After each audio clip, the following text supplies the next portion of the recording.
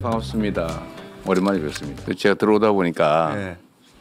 방탄복 입은 경호원들이 잔뜩 있던데. 아니, 대표님도 경호원 잔뜩 같이 다니시는데. 그러게 말입니다. 경호원과 같이 다니고 있고 재산날 같을 뻔했고. 반가워요. 그래서 진짜. 계엄 이후에 그 국내에서 인터뷰하신 건 처음이죠 지금. 그렇습니다. 네. 네. 네. 계엄 당일 얘기를 저는 한번 해보고 싶어요. 네. 아직 어디서도 들어본 적도 없고 저도 사실 전화해서 여쭤보지 않았는데 네. 오늘 제가 처음 밝히는 건데 계엄 직후에 저한테 네. 대표님한테 전화가 왔어요. 전화가 그렇죠. 와서 네. 다급한 목소리로 빨리 시민들 9km 모이라는 방송을 해야 한다. 제가 제 아내가 운전하는 차를 타고 오면서 제일 먼저 한 일이 네. 우리 총수님한테 전화하는 거였어요. 그래가지고 저는 근데 그때 이미 저를 사살한다는 제보를 이미 받았거든요. 네. 근데 이제 그건 말씀드릴 수가 없었고 아니 남의 사정도 모르고 지금 방송을 하라니. 죽어도 해야죠. 나 지금 곧 죽을지도 모르는데 나보고 네. 방송하라니. 근데 일단 무슨 얘기인지 알겠다 네. 하고 짧게 서로 다급하니까 짧게 통화하고 끝냈는데 그리고 저는 이제 주진우 기자한테 전화했죠. 너는 국회로 가라. 나는 네. 도망간다.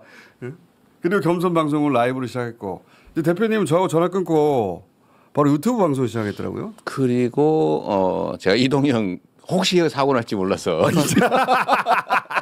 혹시 모르니까 예. 이동형 작가한테 그것도 방송 부탁하고 그다음에 이제 국회 소집 요청하는 전화 몇 통하고 그리고 이제 시작했더라고요. 바로 라이브로. 예. 근데 제가 나중에 확인해 보니까 그때 국회로 달려갔던 의원들 중에 라이브로 시민들 오라고 방송한 의원이 대표님밖에 없어요. 그때 왜 그런 방송을 생각하신 거예요? 저는 사실 제 인생을 살면서 큰 트라우마가 하나 있는데 그게 광주 민주화 운동입니다. 그러니까 저는 공장을 다닐 때 폭도들로 알았고 제 입으로 그 정말 사망한 또는 피해자들을 폭도라고 내 입으로 욕을 했죠. 가짜 뉴스에 속았던 거예요. 그것도 한두 해도 아니고. 그때 중학교 그 정도 되신 거죠? 고등학교 때쯤 되죠. 네. 제가 82학번이니까 80년이니까 고등학교 1, 2학년 뭐 이런 정도 나이에 이제 공장에 있었잖아요. 네. 그때 학교 못 다니시고 공장 공장에 다니고. 있을 때인데 그 후에 이제 그 실상을 알게 됐을 때 여러 가지 이제 떠오르는 장면들이 있잖아요. 뭐 제일 먼저 떠오르는 게 이제 관짝들이죠. 이렇게 쫙 늘어져 있는 관들. 그리고 그 앞에서 오열하는 가족들. 그리고 또 하나 떠오르는 장면이 뭐냐면 그 방송한 겁니다. 선무 방송. 네, 광주 시민 여러분 지금 개헌군이 뭐 맞습니다. 들어옵니다. 뭐 광장으로 모여주세요. 뭐 그 방송하신 분들 있잖아요. 그 여성분들. 제가 만나기도 했는데 여성분들이었어요 다. 네 맞습니다. 목소리 가랑가랑한 맞아요, 여성분들이었는데 그분들도 사실은 저격 당할 수 있잖아요. 맞아요. 뭐 저격 대상이죠.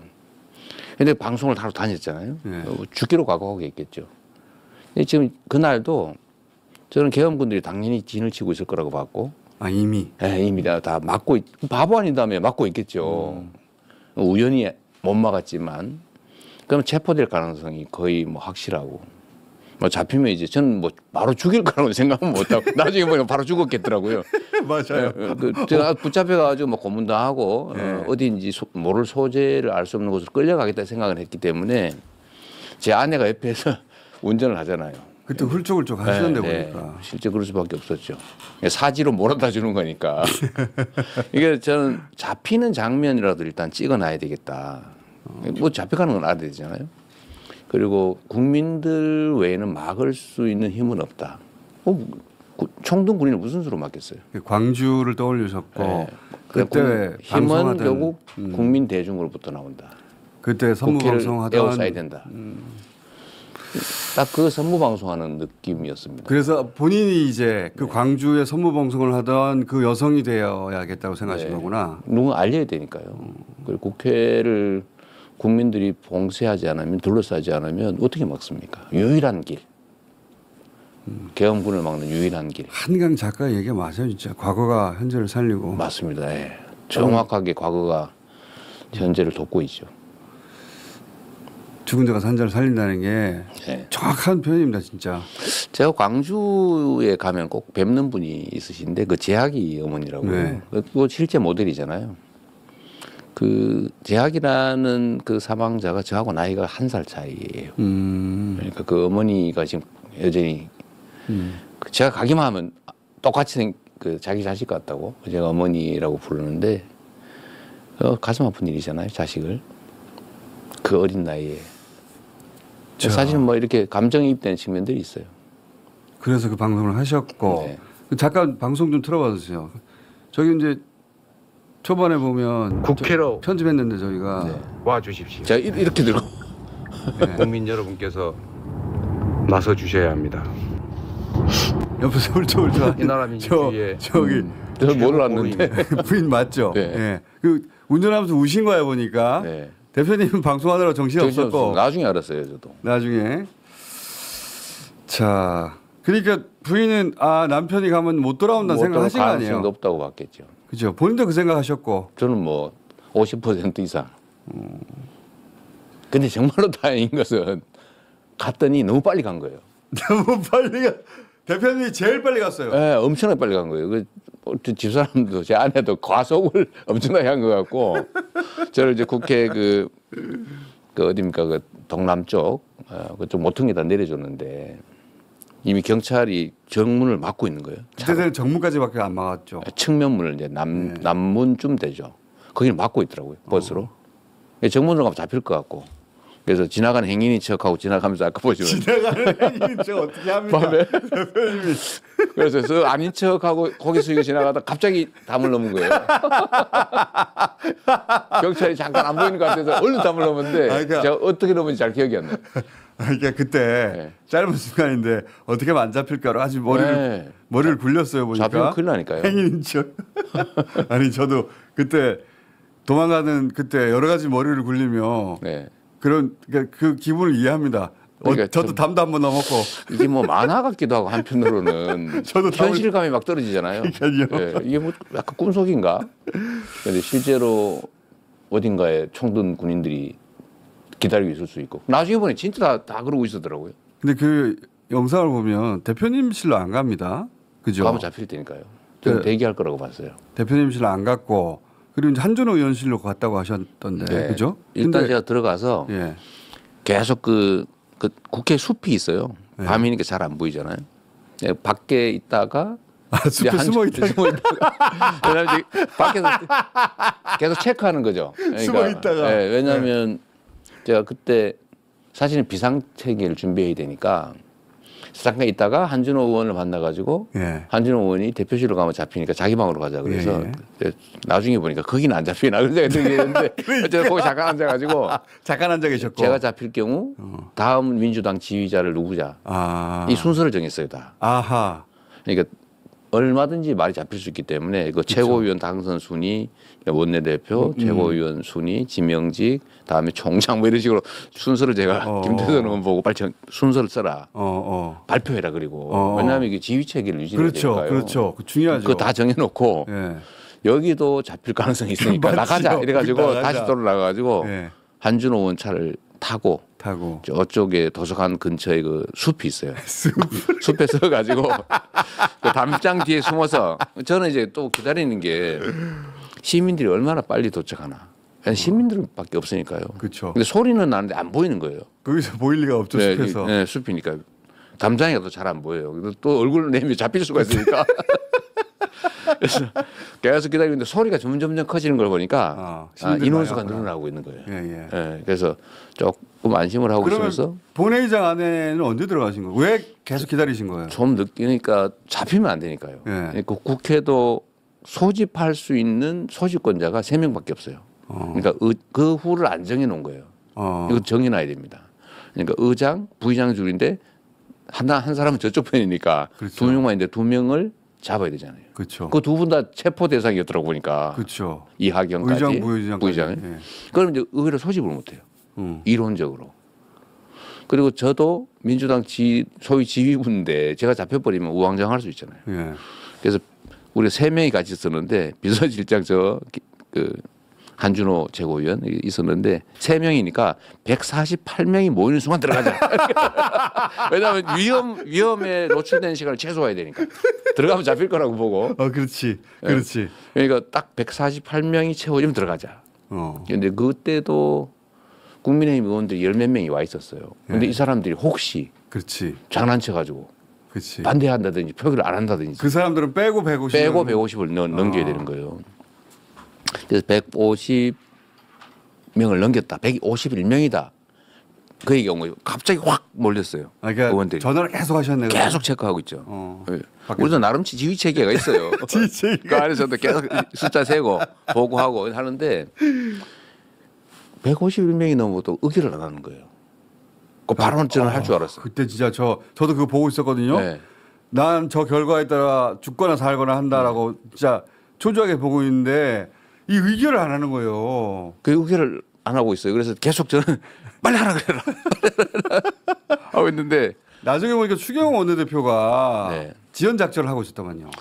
그래서 저는 그때 이제 마지막에 이 도저히 의결 안 하고 있어서 잡힐 각오하고 이제 150명은 넘겼으니까 네. 가도 잡혀도 별로 상관없는 상황이 된 거예요. 나 하나 잡혀도 의결은 된다. 상관없는 상황이 된 거예요. 그래가지고 척후병 보내고 저 앞에 있나 없나. 근데 후방 경호팀 두고 이 세 팀이 동시에 뛰는 거예요. 뛰었어. 뛰어. 숲에서부터? 최대한 숲에서 몰래 가가지고 회관에 내려서 본관 지하 통로가 있어요. 거기를 계엄군이 처음에 몰랐습니다. 그러니까 지하 통로가 있는 걸 몰랐다면서요? 몰랐어요. 우리는 혹시 모르니까 저쪽에 모퉁이에 먼저 뛰어가고 확인하면 뛰고 이래가지고 들어갔는데 헛고 가서 척후병이 뛰어가고 그다음에 확인하고 연락 오면 예. 저희 뛰고 막 이렇게 해가지고 겨우 야. 그 3단을 뛰어가서 겨우 들어갔는데 그때도 의결을 안 하는 거예요. 그러니까요. 그런데 저는 뭐 우리는 막 가슴이 타죠. 저도 정말 탔어요. 네, 그때. 바깥에 막 밀고 들어온다는데. 나중에 이거 곧 하시라도 뚫릴 수 있는데. 그러죠. 예를 들면 그 공포탄을 한 방 쏘든지 뭐 다 흩어집니다. 한번 하면 실제 사람들이 흩어져요. 총을 쏘면 흩어집니다. 그 본능적으로 흩어지게 돼 있는데 그 밀고 들어온 게 일도 아니거든요. 그런데 제가 걱정 많이 했는데 나중에 제가 의장님한테 물어봤어요. 네. 왜 그러셨냐고. 우리 가슴 다 죽는 줄 알았다. 그랬더니 그분 말씀 일리가 있어요. 그러니까 이게 아주 위험한 상황에서 그분도 경계를 한 건데 절차에 일체 위반이 없어야 된다. 그래서 그걸 정말 악착같이 챙겼던 거 하나 하고 또 하나는 추경호가 계속 시간을 끌면서 그러니까요. 1시 반까지 미뤄달라고. 1시 반을? 네, 1시 반까지 미뤄달라고 계속 요구를 했대요. 근데 결국 1시에 의결했잖아요. 그러니까요. 30분 그러니까 땡겨서 의결했죠. 30분 정도까지는 기다려준 셈이기도 하네요. 그렇죠. 절차도 따졌지만. 절차 따지고 기다려준 측면도 있는 것 같은데 결과적으로는 잘 된 거예요. 윤석열 대통령이 법률가잖아요. 해제 의결을 하고 난 다음에 법전 뒤지고 있었다고 그러잖아요. 그렇죠. 혹시 꼬투리 잡을 거 없나. 그랬나 봐요 보니까. 그랬답니다. 이게 법전을 뒤졌다는 거예요. 절차가 위반되는 게 있나 없나. 그 얘기를 들어보면 하루 이틀쯤은 걸리지 않겠냐고 생각했다는 거예요. 해제 의결을 하려면. 적어도. 적어도. 그런 시도를 하려면. 네, 저는 해제를 막을 수 있다고 생각했던 거. 그러니까 그날 밤에 해제할 걸 생각을 못한 것 같습니다. 전혀. 그 다음 날 뭐 여야 원내 협의해서 일정 잡고 원래 그렇게 하잖아요. 예. 그럼 하루 이틀 정도 버틸 수 있다고 생각하고 그 사이에 싹 정리하려고 했는데 그 사이에 다 잡혀간 거죠. 네, 다 잡죠 그 사이에. 근데 그 결론은 하여튼 그것도 우연의 저는 일부라고 봐요. 이 수없이 정말 있을 수 없는 우연들이 겹쳐서 기적입니다, 대표님. 기적이 벌어진 거거든요. 그때는 참 어설프게 했다 싶었는데 나중에 많은 사실을 알면 알수록 야 이건 기적이구나. 네, 맞습니다. 대표님도 그런 생각하시죠? 제가 그래서 어제 사실 연설문에 하나님이 보호하사라고 하는 글귀를 넣었다. 이 너무 좀 한다 싶어서 안 넣었는데 전 정말로 그렇게 생각해요. 저도 그렇게 생각합니다. 이제 주님의 은총으로, 부처님의 가호로, 예. 가피로. 정말 저는 이거 있을 수 없는 기적이 벌어진 겁니다. 저도 그렇게 생각합니다. 똑같이 생각해요. 정말로 오랜 시간 준비했고 철저하게 준비했고 나름 계산 다 했는데 모든 것이 어긋났어요. 맞아요. 모든 것이 단 한 개라도 만약에 맞았다면 제가 예를 몇 가지 한번 들어볼까요? 만약 우리 국민들이 이 계엄이 실행이 돼서 국회의원 잡아가고 계엄을 실제 시행해서 시내 장갑차에 기관총 든 군인들이 지킨다. 그걸 수용하고 고개 숙이고 다닐 국민이 아닙니다. 그렇죠. 저항할 거예요. 근데 이미 시행한 상태에 저항을 하면 저항하는구나 물러나야지 할 리가 없습니다. 충돌합니다. 절대 그럴 리가 없죠. 예. 충돌하면 엄청난 사상자들이 발생했을 거예요. 당연히. 그리고 특히 젊은 사람들이 많이 죽었어요. 나라 망했을 거고요. 그리고 이거 군사 정권이 언제까지 갈지 아무도 알 수 없는 완벽한 혼란. 전 세계 모든 계엄은 반드시 독재로 이어집니다. 그럼요. 스스로 해제한 계엄이 없어요. 독재하기 위해서 계엄을 했는데요. 당연히. 어쨌든 그런 상황이 될 수밖에 없는데 이거 얼마나 치밀하게 준비했겠어요. 사실은 군정을 하면서 영구 집권을 사실 기도한 것인데요. 제가 예를 하나 들어보면 그 시간이 아니고 딴 시간에 했다면 저도 그 생각합니다. 100% 성공이죠. 맞아요. 새벽에 했다든지 그날 새벽 3시 반에 했으면 성공했다니까요. 또는 다른 날 했다면 맞아요. 토요일 하든 일요일 하든. 네. 또는 공개 발표 안 하고 미리 시행했다면 그렇죠. 저는 사실 집에서 문 열고 나올 때 집 군인이 앞에. 대기하고 있을 줄 알았어요. 그래서 미안한 얘기인데 제 아내가 태워다 주겠다 그래서 그럼 당신이 먼저 나가봐라. 딱 잡히면 안 되잖아요. 앞에 기다리겠다고 딱 잡아버리면 제가 방송이나 입장 표명도 못하고 잡혀가기 때문에 좀 참 미안하긴 한데 아니면 먼저 나가봐라. 그랬는데 당신 나가보세요. 나갔는데 없는 거예요. 그게 다행이었는데 집에 미리 배치해서 잡았더라면 또는 거기 현장에 파견된 군인들이 진짜 명령을 충실하게 이행했다면 한 사람이라도. 단 한 명이라도 그러니까요. 착금이라도 하고 있었다면 실탄을 지급했다면 일선지휘관이 막은 거잖아요. 위험. 헬기가 조금 더 일찍 헬기가 좀 일찍 왔다면 네. 수방사 그 비행 통제하는 지휘관들이 안 물어보고 대충 통과시켰다면 네. 또는 우리 국민들이 조금 늦게 왔더라면 가장 중요한 건 저는 국민들이라는 것 같아요. 거기 그 아무도 좀 허벌판이었으면 군인들이 우우 몰려들어서 헬기가 제압했을 거예요. 늦게 왔어도 국민들이 없으면 들어갔습니다. 그렇습니다. 본회의장 들어갔어요. 네, 장갑차들 다 몰려왔잖아요. 네. 군용 버스들 다 몰려왔는데 그걸 다 국민들이 막았고요. 그러니까 국민들을 그 자리에 오게 만든 대표님 방송이 그래서 굉장히 결정적이었는데 그 언론들이 그걸 안 잡아주더라고. 제가 하면 원래 그래요. 맞아요. 대표님만 하면은 네, 다 대표님 배제. 못한 거는 다 배제. 낱낱이 밝혀지고 혹시 뭐 실수나 뭐 꼬투리 잡기 있으면 저특필. 대표님이 잘한 것은 대표님을 잘했다고 말하는 것이 그 남들한테 공격받는 일이거든요. 지금은. 그렇습니다. 예. 그러니까 언론도 기자들도 그걸 꺼려해요. 내가 그렇다고 뭐 이재명을 위해서 죽고 사는 것도 아닌데 있는 그대로 밝혀야 되는 건데도 그렇게 안 해줘요. 편듣는 소리 들까봐. 맞아요. 비주류. 자기가 음료를 벌써 하고 있는 거죠. 비주류의 서러움이죠. 워낙 또 몇 년간 이재명을 때려놨기 때문에 너 이재명 편이야? 그러면 맞습니다. 변명을 길게 해야 되거든요. 맞아요. 그러니까 자기 검열하고 아예 건들지를 않으니까 대표님이 아닌 다른 사람이 이 일을 했잖아요. 네. 지금 하늘 끝까지 올라가 있습니다. 대한민국을 살린 인물로. 뭐 그럴지는 모르겠는데. 아니 그 하여튼, 정도 돼요. 네. 진짜로. 어쨌든 그날 밤에 그 수없이 많은 정말 있을 수 없는 우연들이 모여서 그 시민들 어디 언제 한 자리에 모아서 감사패라도 전달해야 되는 거 아닙니까? 제가 그 당내에 일단 지시는 해놨어요. 이거는 역사에 남을 일이고 제가 그때 그 시위 집회가 확대될 때 예. 이 계엄 의결되기 전에 그러니까 탄핵 의결되기 전에 이건 역사적인 장면들이다. 자료를 다 모아야 되고 사람들도 확인해야 되고 다 목숨 걸고 나온 거잖아요. 목숨으로 나온 거죠. 그날 만약에 그들의 계획대로 됐더라면 다 죽었을 수 있는 사람들입니다. 그렇죠. 최소한 끌려가지고 어디론지 모르게 끌려갔던 사람들. 그럼요. 장갑차 배터리 나오지 밀어버릴 수도 있죠. 그 기록을 다 남기자. 앞으로도 기록을 남겨야 됩니다. 이 탄핵 국면 끝나고 나면 그분들 다 정리하고 네. 다 모아야죠. 다시 다 국회로 오실 수 있을지 모르겠는데 어떤 시간대에 오시라고 해서 감사패 전달해야 된다고. 네. 뭐 모두가 사실은 다 영웅들인데 저도 그분들 하루에 한 번은 생각합니다. 야, 진짜 고맙다. 그럼요. 예. 그분들이 대표님도 살리고 저도 살리고 대한민국도 살린 거예요. 맞습니다. 예. 제가 그날 사실 잠을 못 잤고 뭐 당연히 해제 의결하는 날 언제 다시 또 들어올지 모르니까요. 그때 아예 민주당 의원들은 국회에서 숙식하기 시작해. 국회 숙식하고 있었죠. 못 2차, 나가고. 3차를 우려하신 거 아니에요? 그 국회 담장을 못 나가게 했습니다. 저희가. 아예. 나갔다 못 들어온 수가 있으니까요. 그렇죠. 그래서 국회 담장을 나가지 말고 버틴다. 예, 계속 버티고 있었죠. 그리고 저는 당연히 2차든 3차든 계속 계엄을 시도할 거라고 봤고 결과적으로 보면 시도를 했는데 실패한 거죠. 말을 안 들은 거예요. 그렇죠.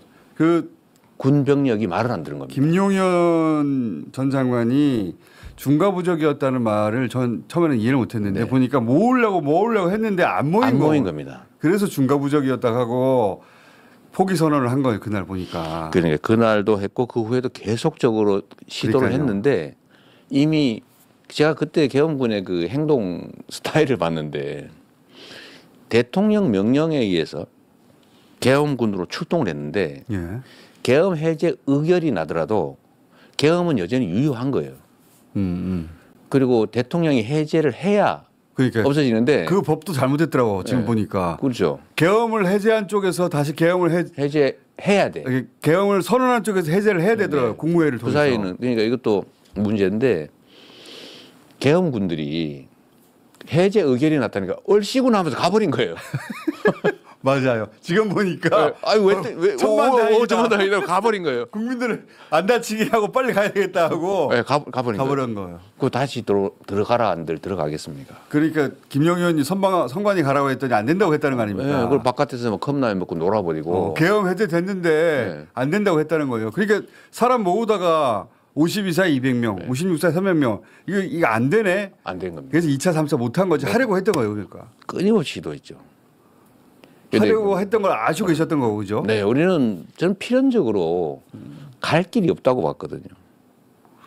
피할 수 없는. 그들 그러다가 입장에서. 김병주 박선원 의원이 수방사령관, 특전사령관 찾아간 게 중요한 변곡점이었죠. 그렇죠. 그게 이제 거의 기세가 꺾이는 첫 출발점이었던 겁니다.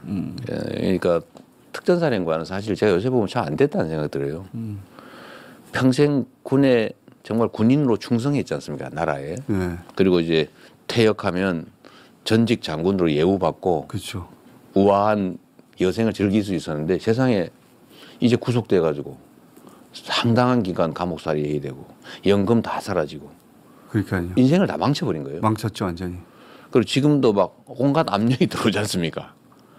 제가 허위 진술하라고 강요하고 있거든요. 근데 그것도 견뎌내고 있는데 제가 볼 때마다 저 사람이 울고 있구나 이런 느낌이 들어요. 저 나이든 노 장군이 속으로 울고 있겠죠. 속으로 울고 있죠. 특전사령관 여단장 이런 사람들 국회 나와서 울고 그러잖아요. 그게 뭔 짓입니까 그게?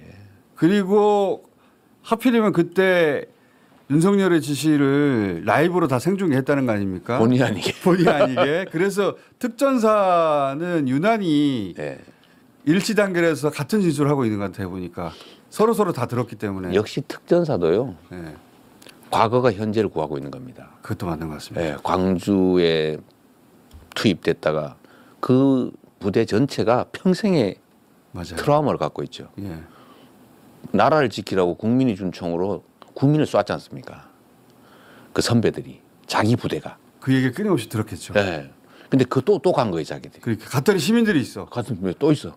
그 북한군 뭐 테러 진압하러 간 네. 줄 알았더니 시민들이 있어. 대북 작전하러 간 줄 알았대잖아요. 그러니까 그때 멘붕이 되면서 그 현장에 투입됐던 장병들이 또 자제한 것도 큰 역할을 했습니다. 그게 저는 핵심이었다고 봐요. 그것도 맞습니다. 국민들의 역할을 한 것이고 사실은 군인들은 국민에 충성할 것이냐 대통령 개인에 충성할 것이냐에서 그 형식적인 외관상의 항명죄라고 하는 게 받쳐주는 대통령의 명령을 국민의 명령을 따르느라 항명한 겁니다.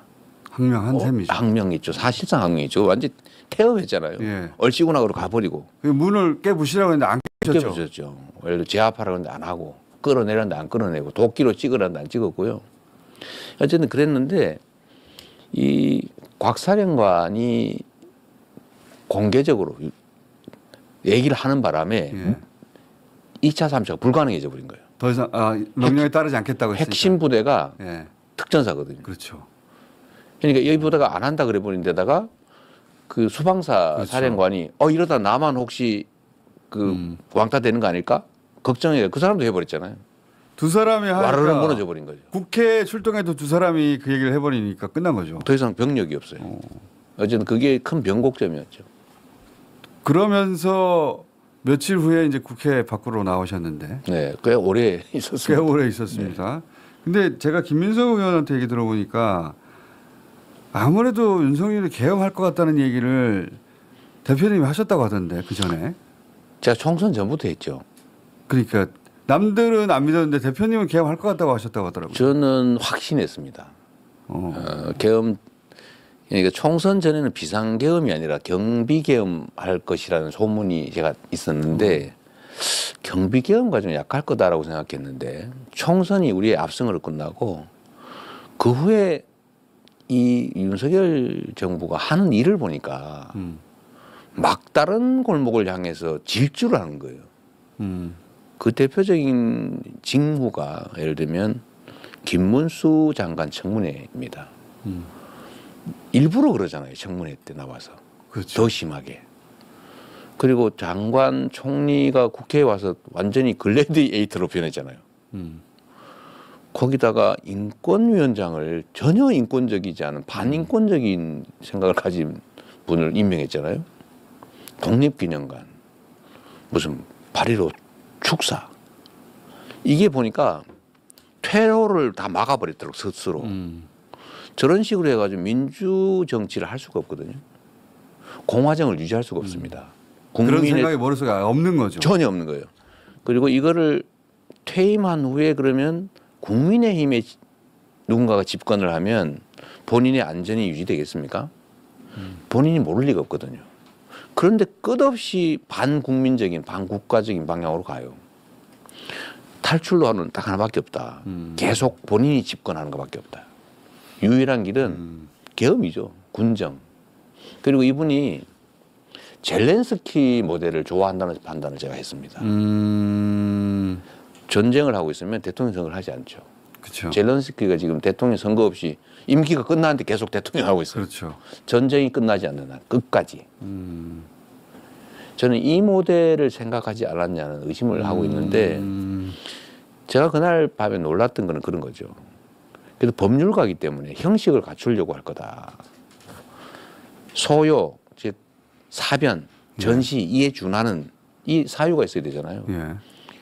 사변은 어렵다. 우리 국민들의 수준이 너무 높아가지고 다 유튜브 켜고 다니는데 가짜 뉴스로 뭐 군중을 가장해서 군중을 공격하고 이런 거 경찰을 공격하고 이런 거 하는 거 아닙니까? 그래서 막 싸움 나게 난 다음에 어쩔 수 없다. 그건 안 일어나죠. 그거 안 되죠. 우리. 예. 집회 현장도 깔끔하게 청소하는 네. 위대한 국민들인데요. 방법은 딱 한 개 남았죠. 북한을 자극해서 국지전을 벌이는 거예요. 그러니까. 제가 그 얘기 여러 차례 했잖아요. 외환 유치. 예. 그것도 보니까 다 맞는 거예요. 근데 다 실패했고. 근데 북한이 예. 혹시 우리한테 넘어오는 거 아니야 그래가지고 막 다리 끊고 도로 그러니까요. 끊고 장벽 쌓고 이러잖아요. 북한이 그 윤석열의 의도를 파악해서 보니까. 그랬을 예. 것 같아요. 그래서 응하지 않았던 거고. 남침을 하려는 생각이 있는 게 아니고 북침을 막기 위해서 맞아요. 장벽을 쌓고 있는 거예요. 그렇죠. 이것도 이상하다. 결국은 최종적으로는 모든 게 북한을 자극해서 국지전을 유발한 다음에 그걸 통해서 비상계엄을 하고 군정을 하는 게 권력을 유지하는 게 목표다라는 확신을 갖게 됐죠. 일찍 같이 하셨구나. 그래서 제가 그 얘기도 미리 하고 경고를 해놔야 조심할 거다. 그러니까 김민석 최고가 여러 번 그 얘기를 반복적으로 했는데 그것도 그게 협의해서 대표님하고 협의가 돼서 얘기를 한 거거든요. 네, 그렇습니다. 그 역할을 하고 경고를 줘야 된다. 그런데 그 경고도 무척 중요했습니다. 그러죠. 민주당 의원들이 경계태세가 그때 계엄이 일어나면 안 일어날 것 같은데 생각하는 분들도 일어나면 어떻게 할지에 대한 행동 그 요령을 가지고 있더라고요. 가상 훈련을 다 해놓은 거예요. 그래서 그렇더라고요 보니까. 우리는 계엄 얘기를 하면 뭐 어디 언론에서 나보고 뭐 망상이다, 뭐 선동이다, 그런 공격을 엄청나게 하는데 그 와중에 정부가 그렇게 해명을 했잖아요. 국회가 과반수 의결을 해제하면 되는데 뭐 그러냐고 그렇게 뻔뻔하게 얘기했잖아요. 그걸 막기로 맘먹고 속으로는 그렇죠. 막기로 맘먹으라고 겉으로는 당신들 해제하면 되는데 그래서 국회의원들이 그렇구나 개헌을 하면 우리가 빨리 모여서 해제하면 되는구나. 그러니까요. 훈련이 다 돼 있었. 그 머릿속으로 시뮬레이션을 다들 하고 있었더라고요. 네. 잘 믿지 않던 민주당 의원들도 그럴 경우 난 이렇게 해야지. 그 발생하니까 생각해둔 대로 행동했다고 하더라고요. 국민의 여론을 전혀 고려하지 않는 정치가 가능하지 않잖아요. 그건 민주공화정이 아니에요. 근데 국민의 여론 전혀 신경을 안 쓰고 역행하잖아요. 어디 가겠어요. 방법은 딱 한 개죠. 그러니까 끝에 그걸 정해두고 있었기 때문에 겁니다. 정해두고 그 시점이 언제냐의 문제였지. 역사가가 이렇게 예언을 했어요. 이 마키아벨리가 대중의 인기를 잃은 독재자들이 가는 길을 딱 정해놨습니다. 요새로 가서 집거한다. 강력한 병사들을 중심으로.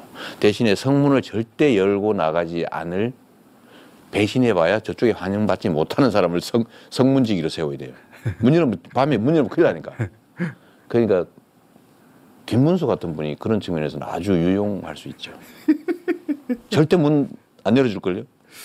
해제가 안 됐으면 어떻게 됐을까요, 대표님? 그런 생각 가끔 하시죠? 끔찍하죠. 저는 제가 그런 얘기 하지 않습니까? 저는 총을 맞아 죽거나 아니면 칼로 찔려서 죽는 거 전혀 두렵지 않아요. 순식간이기 때문에. 근데 저는 고문은 싫어요. 야구방망이를 보니까 갑자기 막 야구방망이 뺀찌 리빠 이런 거 있잖아요. 그걸 보니까 그건 정말 공포스러운 거예요. 대표님은 그냥 보냈을까? 괴롭혔겠죠. 그 선거 부정선거였다는 자백하고 영상 자수서 찍고 쓰고 그리고 예. 갑자기 사라졌네 이렇게 했어. 그다음에 뭐 자해해서 죽었다는 이러면서 이제 백령도로 탁 친이 억하고 죽더라. 그래서 가능성이 매우 많죠. 그렇죠. 저 자수서 썼을 것 같아요. 제가 선관위하고 짜고 했습니다. 원래 8% 지는 건데 0.7% 지는 걸로 바꿨습니다. 제가 썼을 것 같아요. 아이고 작도 있잖아요. 그러니까요. 손가락 하나씩 잘라가면서 그거 어떻게 해. 잘라가면서 쓰라고 그러면 써야지 그걸 누가 어떻게 버팁니까? 자신 아니 저는 손가락 자르기 전에 작동만 보여줘도 썼을 거예요. 웃으면서 얘기하지만 야구방망이를 보니까 당장 진짜 공포스럽더라고요. 그래서 막 자술서 다 쓰고 죽었을 것 같아요. 그랬겠죠. 다 인정하고 필요한 거 다 뽑아내고 나서 살려둘 필요가 뭐 있습니까 이제. 그렇게 해서 간 사람 많았겠죠 그날. 제가 백령도 얘기하던데 백령도 꽃게밥이 되어 있어요. 아니 이 얘기는 대표님하고 저는 웃으면서 해도 돼요. 저는 사실 죽음이나 이런 건 두렵지 않은데 그렇게 죽고 싶지는 않아요. 저도 괴롭히면서 어떻게 죽었는지 모르게 죽고 싶지 않은데 어떻게 살았는지 모르게 죽었을 것 같아요. 이게 농담이 아니라 진짜로 죽을 뻔했어요. 보니까 죽였을 겁니다. 죽었을 거예요. 우리가 필요 없잖아요. 특히 노상원의 태도를 보면 그 양반은 그냥 진짜 이게 사람으로 여기지 않고 물건 취급, 그러니까요. 수거. 그 언어에 그 사람의 생각이 다 드러나잖아요. 수거. 그러니까요. 쓰레기 봉다리에 수거. 그리고 무슨 백령도 작전이 끔찍한 얘기들 많지 않습니까? 네. 사살이라는 용어도 등장하고 폭침시키고 뭐. 근데 정말 끔찍합니다. 해제되고 나서 그래서 긴장해서 숙식하시다가 눈물 나신 적 있으세요 혹시 어느 날? 제가 그 밤에 잠을 못 자니까요. 잠을 잘 수가 없잖아요. 근데 보통 이제 국회 담벼락을 제가 많이 돌아봤어요. 근데 거기 보면 나가지는 못하고 잠깐 나가고 앞에 살짝 들어오면 되니까 문 앞에만 싹 이렇게. 예. 근데 거기 철문을 끌어안고 자는 청년들이 많았습니다. 철문 그 창살을 잡고 이렇게 자는 거예요. 개제된 이후에 해지 전에. 그러니까 전에? 계엄 시도하고 탄핵 의결 전에. 탄핵 한 해 만에 막 탄핵 계엄 해제는 됐는데 탄핵하기 전에 하기 전에 그걸 지키는 그 국회 다시 들어올까봐 그 밤새도록 혹시 끌려갈까봐 끌어안고 창살에 손 끌어안고 이러고 자. 그런 장면들이 있었어요. 많았습니다. 많았어요, 그것도. 그래서 제가 막 길바닥에 자고 그래서 제가 텐트를 쳐주라고 했죠. 밤샘용 텐트를. 그건 울컥했겠다. 예. 네. 그걸 계속 이제 다니면서 보고 또 불편한 게 없는지 챙겨보고 그랬는데 정말로 눈물 난 장면은 계엄 해제 탄핵 의결된 날 저녁에 집회를 갔잖아요. 그때 나오셨죠 그때. 네. 예. 그때 엄청 추웠어요. 맞아요. 그게 눈물인지 추워서 나온 눈물인지 모를 건데 제가 단상에 올라가니까 이 전체가 보이잖아요. 예. 응원봉들. 응원봉 저 끝까지 끝이 안 보이는 그날 엄청나게 많았지 않습니까? 그 끝없이 이어지는 이 오색의 불빛이 그 뭐라고 환상적이더라고요. 그리고 막 미안하고 고맙고 막 해서 정말 그때 나도 모르게 눈물이 흘러났었답니다. 그리고 그 위대함들 저는 정말 국민의 위대함을 믿거든요. 그러니까 정치적 수사가 아니고 믿을 게 거기밖에 없었기 때문에 저는 맞아요. 그때도 사실은 믿을 건 국민밖에 없으니까 할 수 있는 게 방송에서. 근데 그날 그 슬리퍼 신고 나타난 사람이 꽤 있었다고 합니다. 아 다급하니까 반팔에 막 이러고 들들 떨면서 온 사람이 있었대요. 지금 당장 달려가야 하니까 정신없이 툭 튀어나온 거예요. 그래요. 그걸 목격한 사람들이 꽤 있다고 합니다. 근데 그날도 정말 저기다가 저는 기관총을 난사했을 것 같은 느낌이 드는 거예요. 이 많은 사람들 향해서. 어느 국민이 되면 그랬을 어느 것 같아요. 국민에서는. 예. 가만히 있을 리가 없거든요. 우리 국민들이. 가만히 있을 리가 없죠. 예. 가만히 있으라 그 말 그 사람들이 가슴 얼마나 찢었어요. 그게 20, 30대가 나왔을 거라니까요. 네. 네, 그걸 제압했을 거고 무력으로 제압하면서 충돌했을 거고 처음에 공포탄을 쏘고 네. 그때 저때 다시 모이고 저항하면 어느 순간에 임계점을 넘어가면 당연히 무력 충돌하죠. 그랬을 겁니다. 네, 그 장면을 그 국민의 위대함에 대한 감동도 있고요. 또 미안함도 있고 고마움도 있고 그리고 그 추운데 저 덜덜 떨면서 저 맨날 며칠 흔들고 있는 저 사람들도 가슴 아프기도 하고 정말 눈물 나더군요. 저는 개인적으로 남태령 보다가 울컥했어요. 남태령 보다가 농민들 상경투쟁은 항상 실패 코스고 항상 그래 왔거든요. 그렇죠. 근데 그거를 2030 여성들이 앉아가지고 뚫어냈죠. 그걸 뚫어내더라고요. 난방버스 거기 그렇죠. 기발하죠. 기발하고 진짜 새로운 새가 탄생했다. 네. 나는 가도 된다 이제. 그런 생각도 하면서 울컥했었어요. 난방버스 대단했어요 진짜. 그게 광주의 주먹밥이죠. 맞습니다. 네.